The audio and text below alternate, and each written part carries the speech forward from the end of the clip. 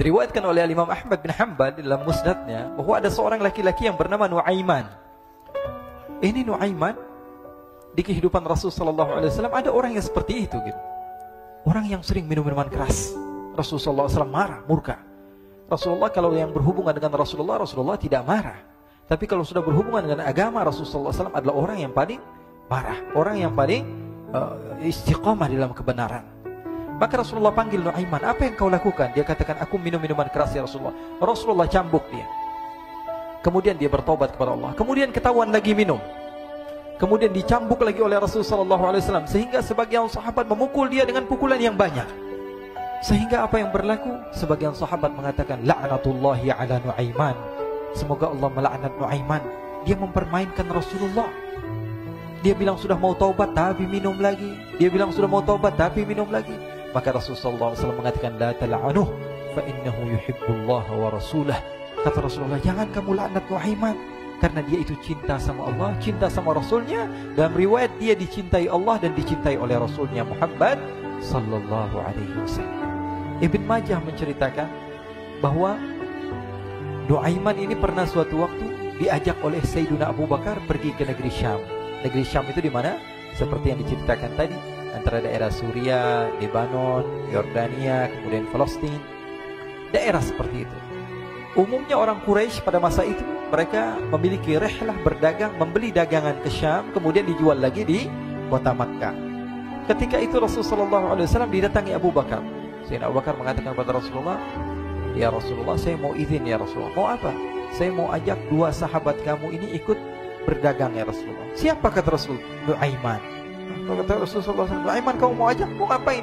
Biar seru-seruan aja ya Rasulullah. Kata Rasulullah, ya sudah, saya izinkan kamu bawa Nuaiman. Ketika itu Sayyidina Abu Bakar membawa Nuaiman sama satu sahabat namanya Suwaibid ibn Harmalah. Siapa namanya? Suwaibid ibn Harmalah. Ini sahabat Rasulullah SAW yang memiliki sifat yang berbeda-beda. Kalau Nuaiman ini aneh.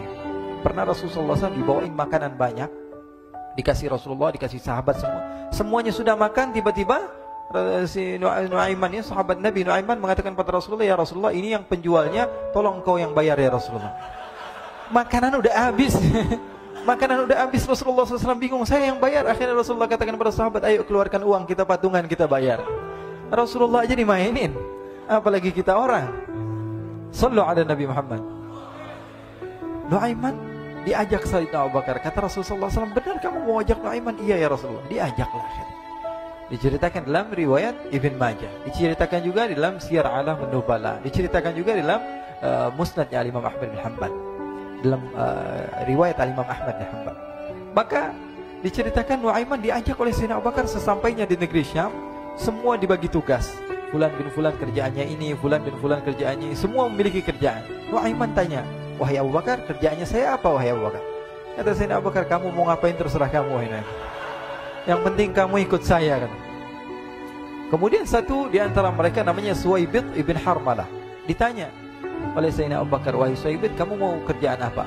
Kata Suwaibid, terserah kamu wahai Abu Bakar. Kata Sayyidina Abu Bakar, kamu menjaga makanan, karena saya tahu kamu ini adalah orang yang senantiasa menjaga amanah. Suwaibid ini kalau disuruh maju dia maju, disuruh mundur dia mundur, disuruh ke kanan dia ke kanan, disuruh ke kiri dia ke kiri. Orang yang ikut aja. Kalau Nuaiman beda, disuruh maju dia ke belakang, kasih sen kanan ke kiri belok. Nuaiman itu orang yang berbeda. Maka Suwaibid mendapatkan tugas, semua mendapatkan tugas kecuali Nuaiman. Sehingga ikhwani, apa yang berlaku, apa yang terjadi? Sayyidina Abu Bakar pergi sibuk dengan kesibukannya, sehingga datanglah waktu siang. Nuaiman sudah lapar. Nuaiman cari makanan. Dia nggak punya uang, diajak Sayyidina Abu Bakar tapi tidak diberikan uang. Sehingga dia cari-cari makanan. Dia tahu Suwaibid yang jaga makanan. Dikatakan, wahai Suwaibid, saya mau makan, berikan kepada saya satu roti saja. Yang terpenting apa? Saya makan sekarang, saya sudah lapar. Kata Suwaibid, ya Allah Nuaiman, kita tunggu Abu Bakar saja sehingga dia datang, karena ini amanat. Amanat dari Abu Bakar, saya tidak boleh berikan kepada siapapun kecuali atas izin Abu Bakar. Kata Nuaiman, kasih saya makanan, kalau tidak saya bikin masalah sama kamu. Merah wajahnya Suwaibid, karena dia tahu, jangankan saya, Rasulullah aja dimainin. Bingung, apa yang harus saya lakukan? Akhirnya Nuaiman bilang, gampangannya aja, kata Nuaiman, kamu kasih saya makanan, atau kalau tidak saya bikin masalah sama kamu.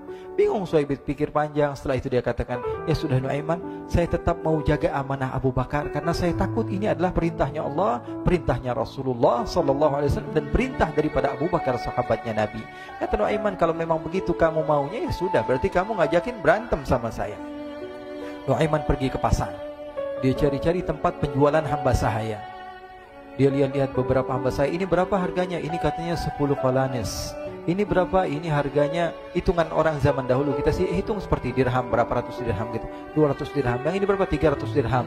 Yang ini berapa harga hamba sahaya? 300 dirham. Harganya antara 300, 200 sampai 100. Kemudian Nuaiman mengatakan kepada penjual hamba sahaya tersebut, saya punya juga hamba sahaya, tapi saya jual cuma 20 dirham saja, murah. Apa benar ada hamba saya harganya segitu? Iya, karena dia punya aib, ada kekurangan. Apa? Nanti kalau kalian tangkap, dia bakalan teriak, saya ini bukan hamba sahaya, tapi orang merdeka.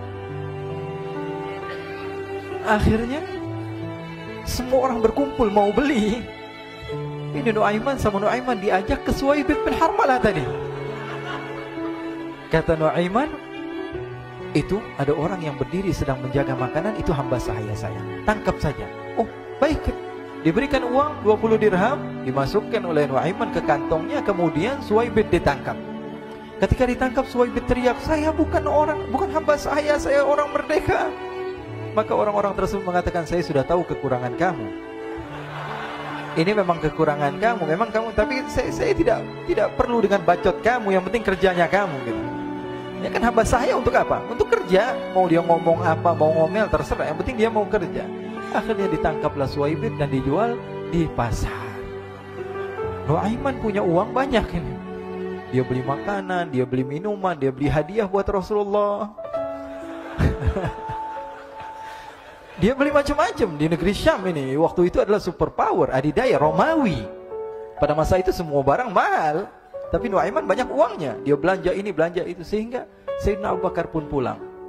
Ketika Sayyidina Abu Bakar pulang, Sayyidina Abu Bakar cari, mana ini Suhaib? Kita semua sudah lapar. Kata Nuaiman dengan mudahnya dia mengatakan, sudah saya jual wahai Abu Bakar. Maka Sayyidina Abu Bakar bertanya, apa yang kau lakukan wahai Nuaiman? Diceritakan oleh Nuaiman dengan jujur. Nuaiman ini orangnya apa adanya, tapi nyusahin. Saya jual. Akhirnya dibawa oleh Nuaiman, Sayyidina Abu Bakar pergi ke mana? Ke pasar. Lalu dibeli lagi oleh Sayyidina Abu Bakar As-Siddiq Suhaib, yang tadinya orang merdeka menjadi hamba sahaya sebentar, kemudian dibeli lagi oleh Sayyidina Abu Bakar. Pulang ke Madinah, kisah ini diceritakan di hadapan Rasulullah SAW. Maka perawi mengatakan, fadhahikan nabiyyu hatta badat nawajiduhu. Ketika diceritakan kisah Nuaiman tersebut dengan Suhaib, Rasulullah tertawa sejadi-jadinya sehingga gigi geraham Rasulullah SAW nampak di wajah mata para sahabat. Sehingga perawi lain mengatakan, 1 tahun berlalu Rasulullah, setiap ada tamu yang datang pada Rasulullah, Rasulullah akan ceritakan kisah Nuaiman menjual Suhaib tersebut. Jadi ada ikhwani, jangan kalian kira Rasulullah SAW itu hidup di satu masa sahabat-sahabatnya itu seperti ustadz-ustadz yang khusyuk, yang kayak Habib bin Anis ini banyak. Bahkan ikhwani, mungkin di akhir karena masanya sudah habis, pernah suatu waktu Rasulullah SAW didatangi asyraf, delegasi dari beberapa negara yang ingin mengenal apa itu agama Islam.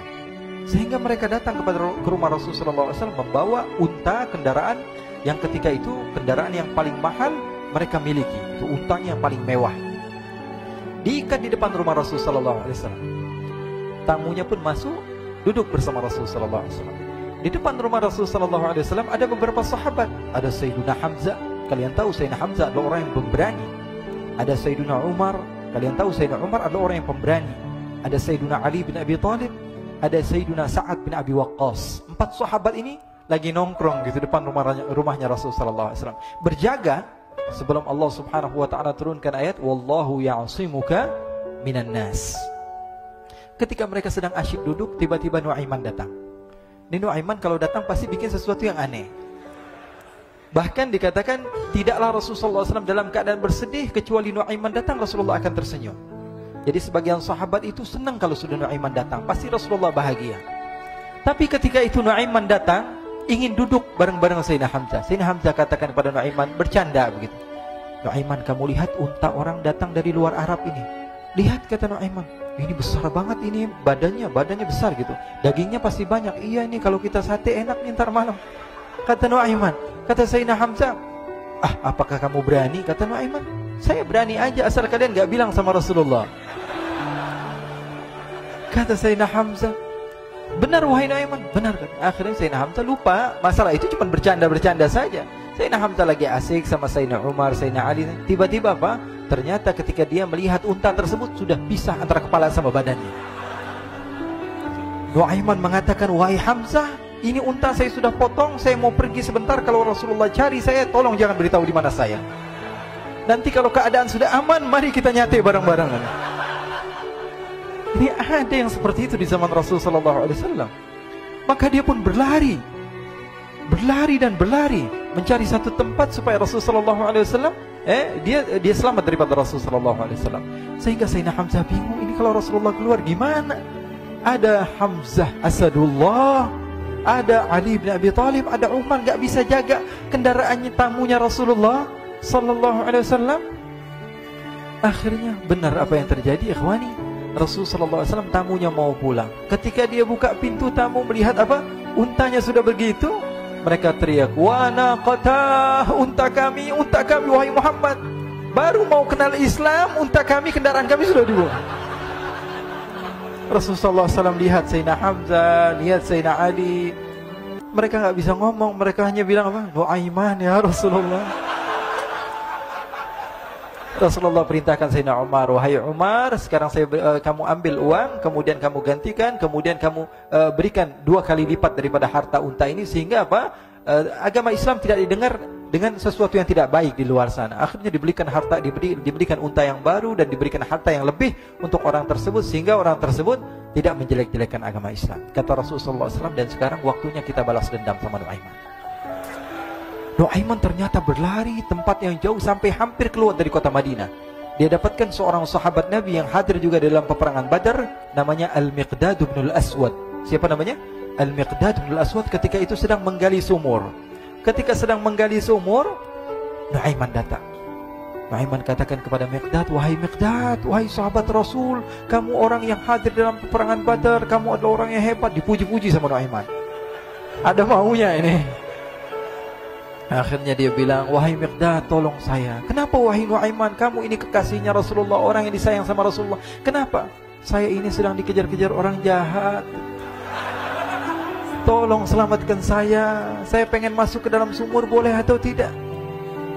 Kata Miqdad, siapa yang mengejar kamu? Pokoknya saya dikejar sama orang-orang. Kamu mau atau tidak selamatkan saya? Ya sudah, selagi kamu itu adalah sahabat Nabi, silahkan kamu masuk. Masuk akhirnya Nuaiman ke dalam sumur tersebut. Lalu Nuaiman mengatakan, wahai Miqdad, dia keluar lagi. Nanti kalau ada yang cari saya, tolong jangan beritahu saya di dalam sumur ya. Kata Miqdad, baiklah. Kata Nuaiman, siapapun yang bertanya tentang saya, kamu tidak akan kasih tahu. Iya, kata. Walaupun Rasulullah yang tanya saya. Katanya, nggak mungkin Rasulullah datang ke tempat sejauh ini. Iya, walaupun Rasulullah. Akhirnya masuk Nuaiman. Setelah beberapa menit Rasulullah dan rombongan benar datang.